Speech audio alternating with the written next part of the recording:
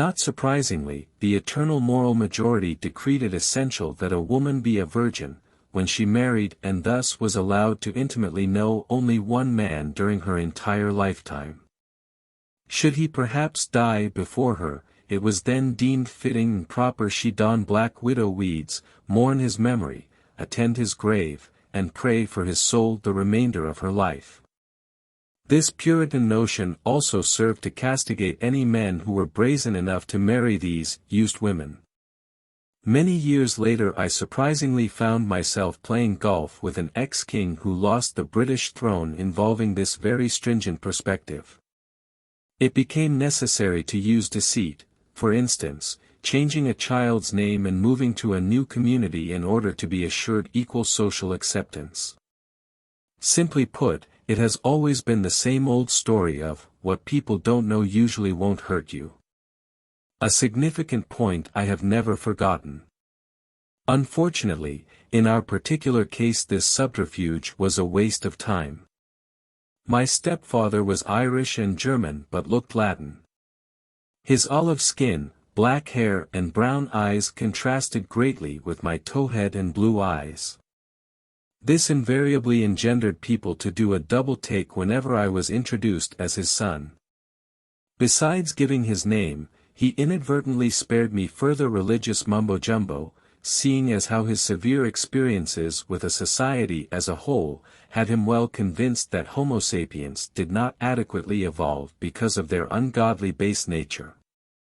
Now, at the tender age of 7, I had already been subjected to 2 alias identities plus 2 religions and an esoteric theory. My stepfather's oppressive personality had a profound and beneficial effect on my life, in relation to the direction it took. Once ascertaining what, likened to a reverse role model, the man personified almost everything I detested and cared not to emulate, especially when recognizing the fact forever allowed harsh and cruel circumstances to ineffectually despoil his cheer of mind. The end result being he could never love, appreciate, nor achieve anything throughout his short life. Oddly enough his parents, very similar to mine, were ill-matched. His mother, a high-spirited pretty Irish redhead, enjoyed partying it up, while his slender-statured olive-skinned father was a sedate and serious-minded German, who worked for the Ford Motor Company in Detroit. They eventually produced 2 sons, Albert, the oldest and, like his extroverted mother, was redhead and good-looking, whereas my stepfather was a duplicate of his austere sire.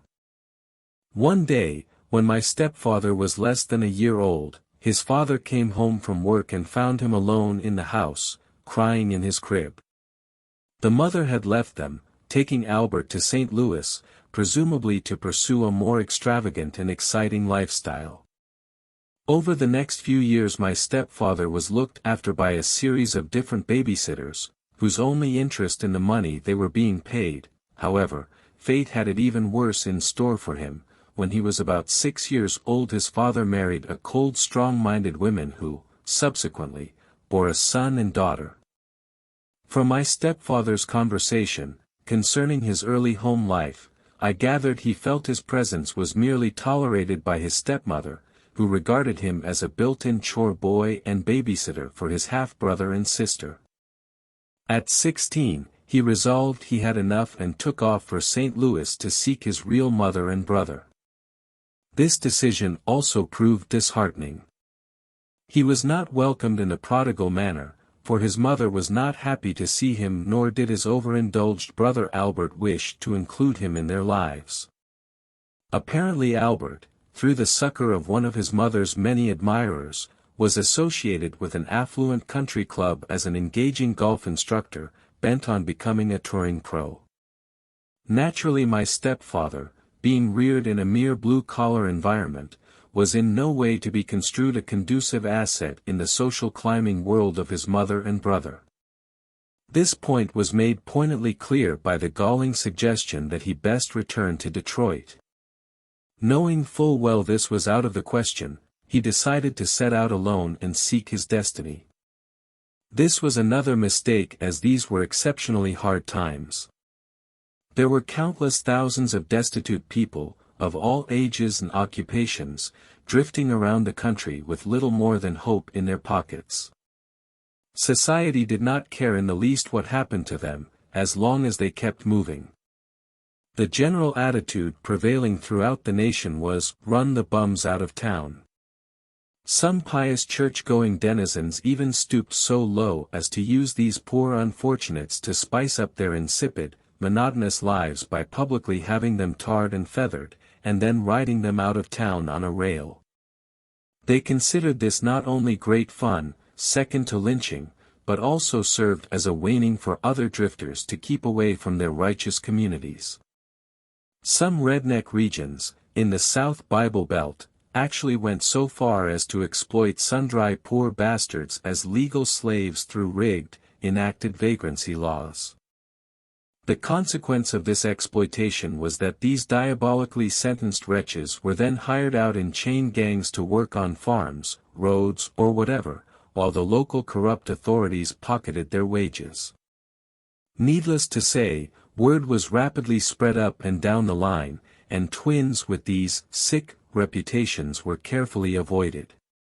Travel tends to broaden one, but not when encountering abusive conditions. As in my stepfather's case, society's intrinsic devilishness only served to psychologically castrate him, particularly where self-esteem came into play. Through loneliness and despair, he once again returned to St. Louis seeking his mother and brother. If it's true that misery loves company, then his only consolation was in finding, during his long absence, his mother and brother's fortunes had suffered a severe reversal. The years had taken their toll on his mother's alluring attributes and, as her charms waned, so did her generous patrons and Albert's prospects. Their predicament, although critical, was not terminal until dumb Albert, without her knowledge, conceived what he thought was a brilliant solution to their acute financial and social decline. Albert had noticed a fat Jewish girl named Dorothy, who attended many of the same hoity affairs to which he had formerly been invited. He learned she was the daughter of a very wealthy department store owner. This satisfied his curiosity, as the Society of St. Louis, at that time, was generally composed of those sharing French and German extraction. Anyone else allowed on its perimeters had to be damned richly connected. It soon became apparent this girl was greatly infatuated with Albert, for she began following him about at these gatherings, practically licking her lips. Little did she realize that her adoring attention amounted to wasted effort, as most of his golf instruction consisted of privately demonstrating his thick 9-irons smooth and steady stroke to a contingent of the club's round-heeled wives. This drooling, fat female had been the least of his interests, but now, with an aging unproductive mother to support, Albert perceived Dorothy could well be his overall financial salvation. The scheme he devised, though by no means original, nevertheless was not entirely without merit. In Albert's case the outcome was not only doomed to failure from the onset, but would ultimately be the vanquishing agent involving every hope and dream he ever entertained. His grand plan boiled down to sweeping the love-struck girl off her feet and knocking her up in short order. Once the dire deed was accomplished, he would then play the hero by honorably marrying her, gaining her boundless gratitude plus a share of the family guilt. No doubt impacted by the concept, hope brings the eternal, the damned fool envisioned Dorothy's parents would welcome him into their reluctant, but captivating, arms once they were confronted with the age-old situation. After all, what else could they do? He'd be their daughter's lawful and loving husband, enjoying a legitimate claim on their impending grandchild. Poor Uncle Albert. He did not realize the ways of the wily Jewish father are far different from that of his vulnerable sentimental Gentile counterpart. Having formulated his ambitious course of action, he lost no time in getting it underway. Without using much imagination, one can well appreciate the delirious state of ecstasy Dorothy suddenly found herself in. At long last she would genuinely experience the much prayed-for ardent attention that Albert was cramming so abundantly into her, which, if the truth were known, even exceeded those of her nightly.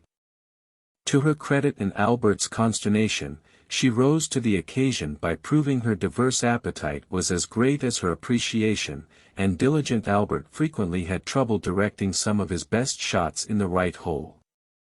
In spite of these circumventing hazards, Albert remained dedicated to this goal until his extensive efforts were at last rewarded by her frantic announcement, "Oy vey, I'm pregnant." Everything went according to the plan, as my uncle played the gallant and Dorothy gratefully accepted.